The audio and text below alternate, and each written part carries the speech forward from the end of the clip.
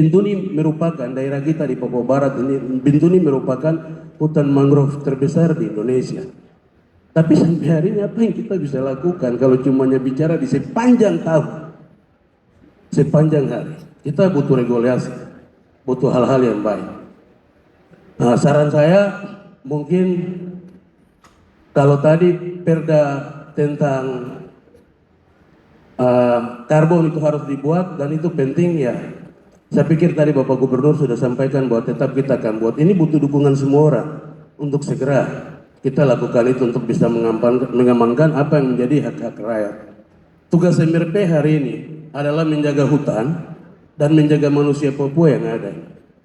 Nah, kadang-kadang kan proses yang kita lihat, salah satu contoh saja, semua pekerjaan perhutanan di wilayah adat masyarakat Papua ini sudah berjalan, sudah jadi ada masalah baru pengaduan masuk di lembaga ini. Untuk masyarakat adat berontak kalau saya hutan ini ada begini, ini ada begini, ada begitu. Nah, ini perlu kita lihat sama-sama.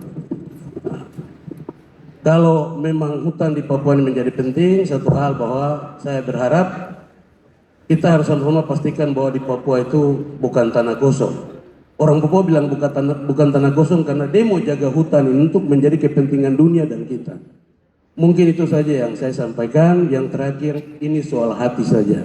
Kalau mau mari kita lakukan sama-sama supaya masyarakat adat hidup baik di tempat yang dia bisa hidup dan mendapat tempat untuk kehidupan dia sendiri. Terima kasih. Baik, terima kasih. Saya pikir tadi Pak Daniel sudah komentar semua. Mungkin sedikit dari yang Pak Ketua MRP. Jadi bola ada di kita, terutama di pemerintah daerah ya. Pemerintah pusat sudah menyampaikan bahwa akan ada beberapa akselerasi terkait dengan solusi iklim berbasis alam itu, terutama misalnya terkait dengan perdagangan karbon dan lain sebagainya itu. Nah, tinggal tadi seperti tadi pesan Pak Gubernur menyampaikan bahwa kita harus punya regulasi terkait karbon ini. Nah, sehingga masyarakat juga punya hak dan lain sebagainya itu juga bisa ada di situ. Percepatan pemetaan wilayah adat ini harus kita dorong, gitu. Harus kita dorong karena banyak sekali perusahaan-perusahaan kemudian yang sudah petakan sendiri dia mau konsesi di sini, dia mau konsesi di sana, dia mau konsesi di sana dan kemudian lobby sana, lobby sini. Kalau misalnya masyarakat adat kita tidak bantu pemetaan wilayah adatnya, ya akan kembali lagi seperti dulu. Jadi pemetaan wilayah adat ini harus dipercepat. Kita sudah punya Pergub, Pak Gubernur sendiri waktu periode pertama Pak Gub tanda tangan peraturan gubernur terkait dengan tata cara untuk verifikasi wilayah adat tingkat provinsi. Jadi tidak semua kabupaten ada perda, tapi provinsi kemudian ada pergubnya untuk bagaimana mengakselerasi itu. Sehingga itu bisa kita gunakan, tinggal bagaimana misalnya MRP, DPR, dan eksekutif untuk bisa akselerasi itu. Kemudian hal lainnya terkait juga dengan bagaimana benefit atau keuntungan itu bisa dirasakan juga oleh di daerah. Jadi tidak hanya ditarik ke pusat. Dalam beberapa diskusi saya menyampaikan dan mendorong mungkin bagus kalau ada BUMD yang khusus untuk mengurus urusan karbon itu. Sehingga kalau misalnya ada perusahaan A masuk di sana, BUMD juga punya saham di situ. Sehingga BUMD juga bisa dapat bagian dari situ yang kemudian menjadi income daerah gitu. Jadi ada beberapa hal saya pikir yang harus diakselerasi untuk kita di daerah, jangan sampai kemudian di pusat sudah cepat, kita di daerah juga belum siap.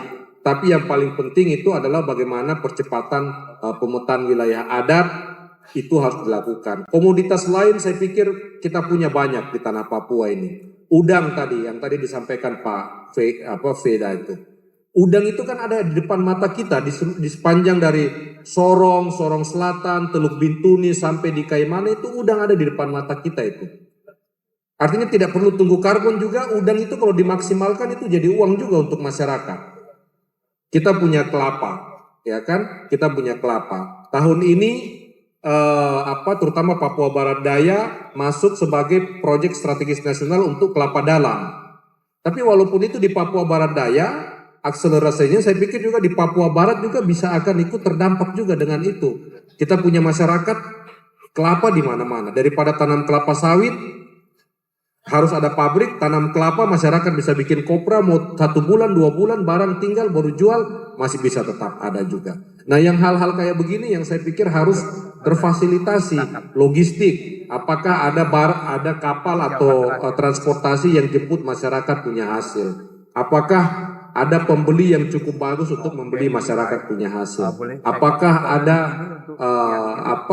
pengolahan supaya semua tidak dibawa menjadi barang mentah di Jawa? Saya pikir hal-hal itu bisa kita lakukan. Tentu saya yakin betul dengan kepemimpinan Pak Gubernur Mandacan bersama-sama beliau di periode pertama dulu, saya yakin betul komitmen itu ada dan ini bisa kita dorong terutama di Provinsi Papua Barat.